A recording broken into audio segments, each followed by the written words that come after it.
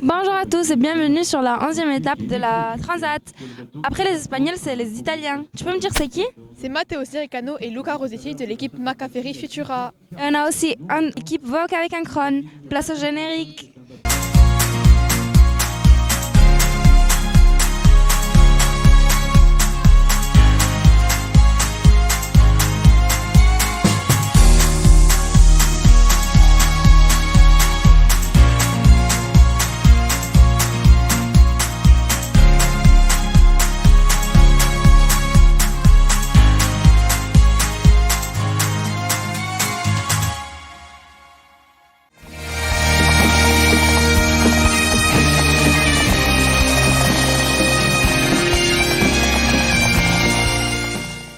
Bonjour.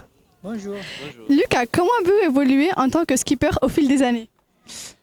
J'ai commencé qu'il y a quelques années, j'avais 6 ans et j'ai commencé avec les petits bateaux, les petits optimistes pour les enfants, pour débuter.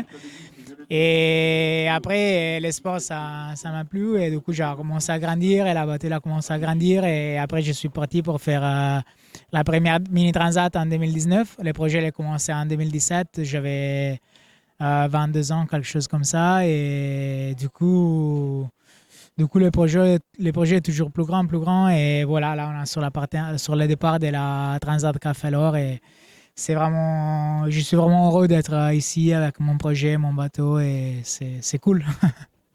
Et vous, Matteo? Bon, un po' come l'ha dit Luca, on est vraiment super heureux d'être ici. C'est comment dire, un parcours on a commencé qu'il y a vraiment longtemps. C'est sûr que c'est un des steps qu'on a toujours rêvé. Et du coup, bon, voilà, très très heureux. Qui a été chercher l'autre pour cette transat? On se connaît depuis longtemps et on a navigué un peu soit ensemble, soit contre sur les mini 650. Et du coup, l'année dernière, on a fait une saison en classe 40 en Méditerranée avec les bateaux de Matteo. Et là, cette année, Matteo est venu à bord avec moi et sur mon bateau qui est tout neuf. Et les rêves, c'est de faire les prochains aussi la saison, mais contre, parce qu'il y aura la route du Rhum qui c'est en solitaire, du coup, chacun avec son propre bateau. Et c'est ça que ce sera vraiment cool de le faire. Matteo, comment gérez-vous les désaccords ou les différences d'opinion avec votre coéquipier? Ah ben, on va faire un bel fight. Non, non, c'est pas comme ça. Non, non. Non, heureusement, je dois dire qu'il y a une très très belle connexion avec Luca. Du coup, je pense qu'on a la fortune d'analyser chaque fois les trucs ensemble. Et du coup, il n'y a jamais un qui s'impose sur l'autre. C'est plutôt une réflexion toujours qu'on fait ensemble sur les choix stratégiques, techniques, tout ça. Et on est très complémentaires. Ça, c'est sûr que ça nous donne une grande coupe de main parce que là où un des deux, ça va être plus intuitif, l'autre, normalement, ça compense avec un peu plus comment dire, de réfléchissement à l'arrière et des autres fois au contraire. Du coup, voilà, c'est sûr qu'on se complémente comme ça. Et vous, Lucas? Un peu comme l'a dit Matteo, on a navigué beaucoup ensemble.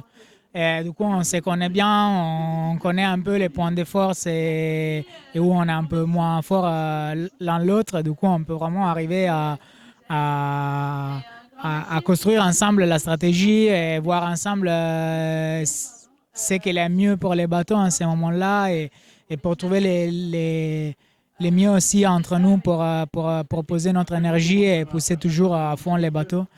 Et ça, je pense que c'est vraiment quelque chose qui va nous augmenter un peu notre niveau ensemble. Comment s'organise la vie en commun à bord? Déjà, pour dormir, on va partager les mêmes lits, mais on ne va pas dormir ensemble. On va faire 2 heures et 2 heures d'écart. Et des fois, c'est un peu plus compliqué parce que la météo, la situation, la navigation nous force à nous deux à être on. Et des fois, c'est un peu compliqué parce qu'on arrive à des moments à être un peu fatigué. Mais voilà, c'est un peu ça les rythmes à bord. Vous voulez rajouter quelque chose? Non, c'est un peu ça. Après, comme Volte, on cherche quand même de nous garder un peu bien, même pendant la navigation. On cherche de bien manger, on est italien, on fait attention à ce qu'on mange, on va ajouter un peu d'olive, de parmesan, bon voilà. Il faut même, comment dire, se donner un peu de bien, quoi. Lucas, comment décrivez-vous votre relation avec votre coéquipier? Bah, voyager beaucoup ensemble, soit pour les bateaux, pour faire les courses, soit des fois on était en vacances ensemble ou on est parti pour un projet en Afrique ensemble. Du coup, on a vraiment passé beaucoup de temps ensemble les dernières 2 années.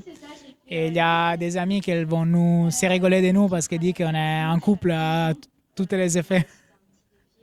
Et vous, Mathéo? Bah oui, voilà, au final, comme il a dit Luca, on est presque mariés, du coup, bon, comme toutes les relations, quand même, ça marche bien. Il y a des fois où, où on est un peu plus, comment dire, agité, des autres fois non, mais non, au final, ça passe vraiment bien. Je pense qu'on est vraiment fortuné parce qu'on se connaît dans beaucoup de temps. On est très similaires au niveau d'attitude et du coup, ça fait si que c'est un équipage qui ça fonctionne bien. Ouais. Alors Lucas, si vous devez donner la plus grande qualité et le plus grand défaut de votre coéquipier, de votre coéquipier. Bah, la plus grande qualité de Matteo, c'est que lui, vraiment, il lâche rien, jamais. Il est toujours à fond, il est précis. Du coup, vraiment, il va toujours organiser tout à fond. Et de l'autre côté, des fois, il est un peu... des fois, il y a des moments où on est fatigué et lui, il va un peu être... moi, je veux faire comme ça. Mais c'est normal, on est humain. Et vous? Bah, à moi, ça me donne beaucoup de sécurité en plus. Une des plus grandes qualités de Lucas, c'est d'être très tranquille et rationnel chaque fois. Et du coup, les fois que, voilà, par exemple, je suis un peu fatigué, ou plutôt des fois où je ne suis pas, comment dire, à très mon confort, de voir Luca que c'est à son confort ou que quand même il a cette attitude, ça me donne, comment dire, plus tranquillité et du coup ça me donne vraiment un coup de main à gérer un peu mieux les situations peut-être intérieures quand je suis pas trop tranquille. Et bon, qu'est-ce que je peux dire, ça lui plaît dormir, du coup quelquefois c'est dur de le réveiller. Mais non, voilà, c'est ça. Je pense que la plus grande qualité, c'est un truc comme ça, que c'est pas aussi simple de retrouver autour, parce que quand même un sport extrême comme la voile, où on a une grande relation avec la mer, eh ben, on sait quand même la nature, c'est plus grand que nous, et trouver des marins qui arrivent quand même à gérer la tranquillité intérieure tout le temps, c'est assez rare. Ouais. Merci beaucoup. Merci. Merci.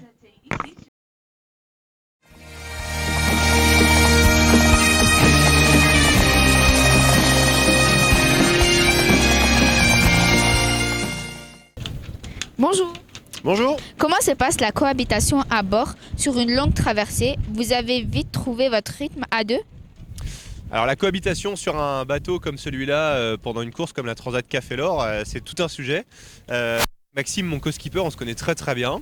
On n'a pas beaucoup d'espace, ça va être une course qui va durer probablement entre 15 et 17 jours.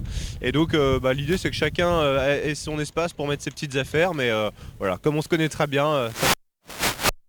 Vous a donné envie de former ce duo. Vous vous connaissez avant la mer ou la mer vous a réunis? Alors c'est la mer qui nous a réunis puisque on s'est rencontrés dans les écoles de voile en Normandie quand on avait 15-16 ans. On faisait une formation de moniteur de voile. Pendant quelques années on s'est un petit peu perdu de vue, chacun a fait son chemin et puis on s'est recroisés en 2021 et on ne s'est plus jamais quittés.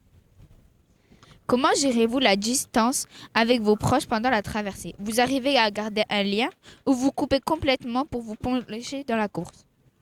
Alors quand on part faire des courses comme la Transat Café L'Or, l'objectif c'est le voyage physique, mais c'est aussi un petit peu le voyage psychologique, intellectuel. Donc on est deux sur le bateau, on essaie de profiter de cette sphère un petit peu en dehors du monde normal. Mais pour autant aujourd'hui on a des moyens de communication satellite, donc on arrive à avoir de l'internet comme à la maison. Et donc on a quand même du mail, du message WhatsApp. Voilà, on peut quand même garder un contact avec la Terre si on en a envie. Quel type de conditions vous préférez affronter ensemble? Les mers agitées où il faut tout donner ou les longues glissades tranquilles au port?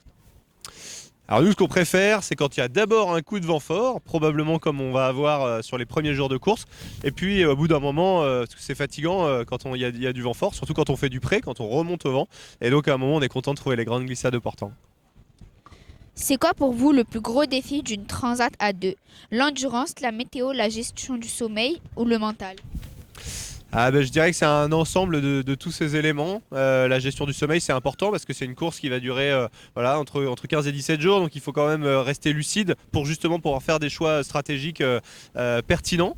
Et puis après, c'est garder un rythme aussi à deux parce que quand on est dans cette phase, dans les alizés, donc ces grandes glissades, il faut quand même réussir à rester performant. Donc pour ça, il faut quand même réussir à se stimuler régulièrement.